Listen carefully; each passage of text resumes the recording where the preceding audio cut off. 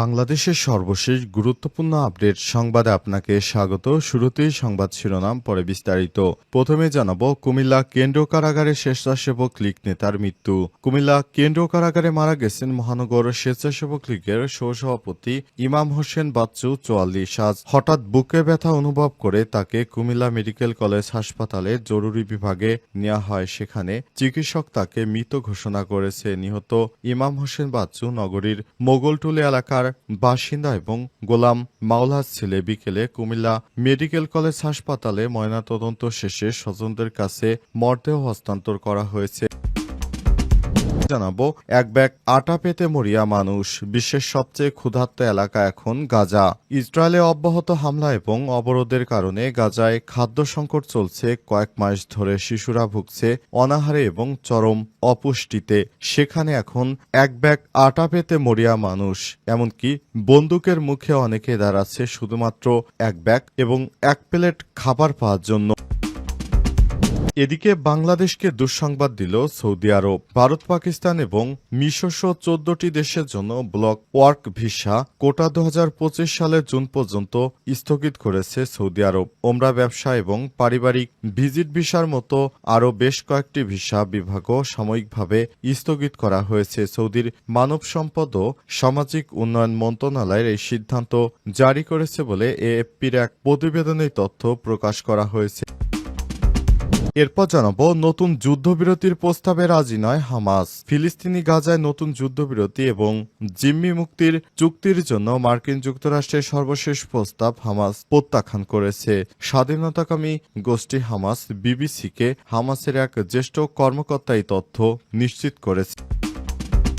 এবারে জানাবো, অবশেষে যুদ্ধবিমান হারানোর কথা স্বীকার করল ভারত। অবশেষে পাকিস্তানের সঙ্গে সাম্প্রতিক সংঘাতে যুদ্ধবিমান হারানোর বিষয়টি আনুষ্ঠানিকভাবে স্বীকার করেছে ভারতের সশস্ত্র বাহিনী প্রধান জেনারেল অনিল চৌহান। আজ সিঙ্গাপুরে অনুষ্ঠিত শাংগ্রিলা ডায়ালগে ব্লুমবার্গ টিভিকে দেয়া এক সাক্ষাৎকারে তিনি সব কথা বলেছেন। বিমানের সংখ্যা নয়, বরং কি ভুল হয়েছে এবং কেন হয়েছে সেটা বোঝা আমাদের জন্য বেশি গুরুত্বপূর্ণ। প্রিয় দর্শক, এতক্ষণ শুনছিলেন সংবাদ শিরোনাম, এবারে বিস্তারিত। তবে তার আগে বন্ধুরা, অনুরোধ থাকবে এই সংবাদটিতে একটি লাইক দিন।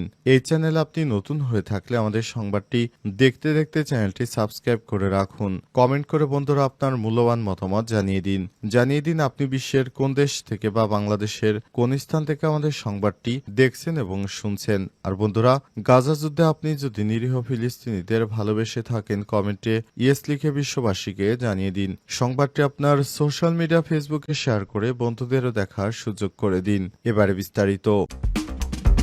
কুমিল্লা কেন্দ্রীয় কারাগারে স্বেচ্ছাসেবক লীগ নেতার মৃত্যু। কুমিল্লা কেন্দ্রীয় কারাগারে মারা গেছেন মহানগর স্বেচ্ছাসেবক লীগের সহসভাপতি ইমাম হোসেন বাচ্চু, ৪৪। আজ হঠাৎ বুকে ব্যথা অনুভব করে তাকে কুমিল্লা মেডিকেল কলেজ হাসপাতালে জরুরি বিভাগে নেওয়া হয়। সেখানে চিকিৎসক তাকে মৃত ঘোষণা করেছে। নিহত ইমাম হোসেন বাচ্চু নগরীর মোগলটুলি এলাকার বাসিন্দা এবং গোলাম মাওলার ছেলে। বিকেলে কুমিল্লা মেডিকেল কলেজ হাসপাতালে ময়নাতদন্ত শেষে স্বজনদের কাছে মরদেহ হস্তান্তর করা হয়েছে। কুমিল্লা কেন্দ্রীয় কারাগারের senior jail super Halima Khatun বলেছেন, কারাগারে হঠাৎই অসুস্থ হয়ে পড়েন হাজতি বাচ্চু।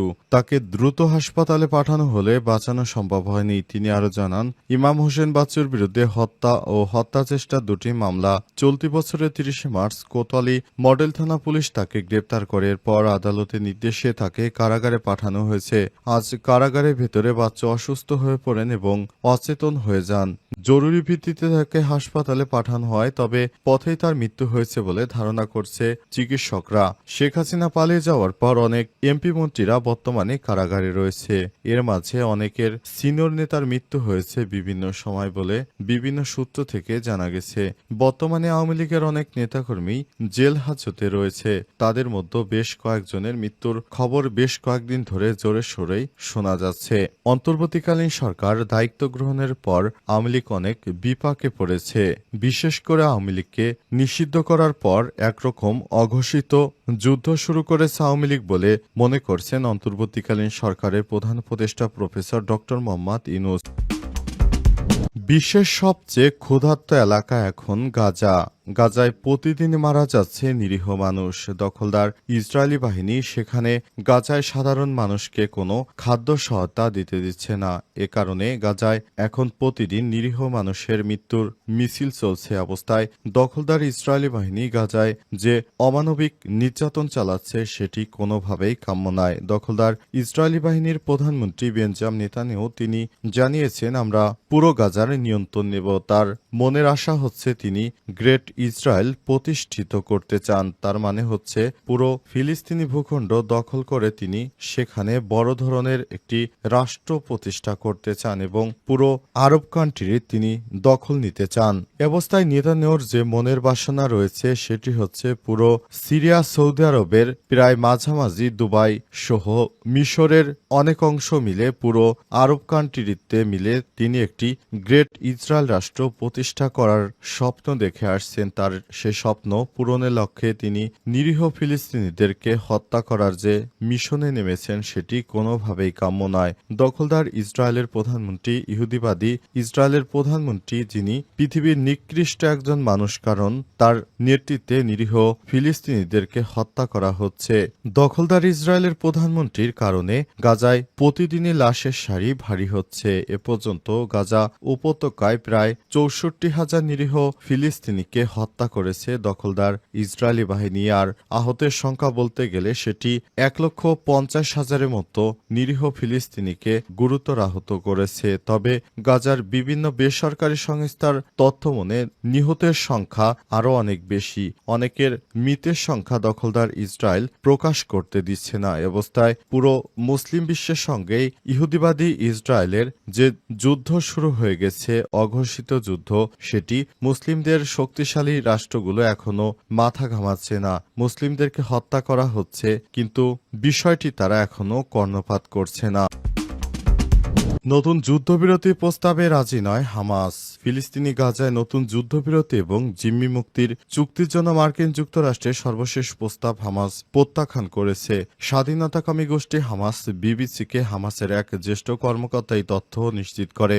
আজ হোয়াইট হাউস জানিয়েছে, যুক্তরাষ্ট্রের বিশেষ দূত স্টিভ উইটকফের তৈরি করা এক পরিকল্পনায় ইসরায়েল সম্মতি দিয়েছে এবং এখন হামাসের আনুষ্ঠানিক জবাবের অপেক্ষায় রয়েছে তারা। ইসরায়েলি গণমাধ্যমের বরাতে জানা গেছে, এই প্রস্তাব অনুযায়ী হামাস প্রথম ধাপে ১০ জন জীবিত জিম্মি এবং ১৮ জন মৃত জিম্মির মরদেহ ফেরত দেবে।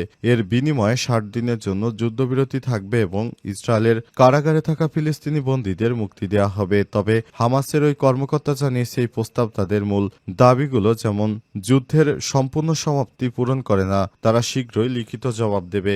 ইসরায়েলের সরকার এখনো কোনো মন্তব্য করেনি, তবে যুক্তরাষ্ট্র জানিয়েছে এই প্রস্তাবে ইসরায়েল রাজি রয়েছে।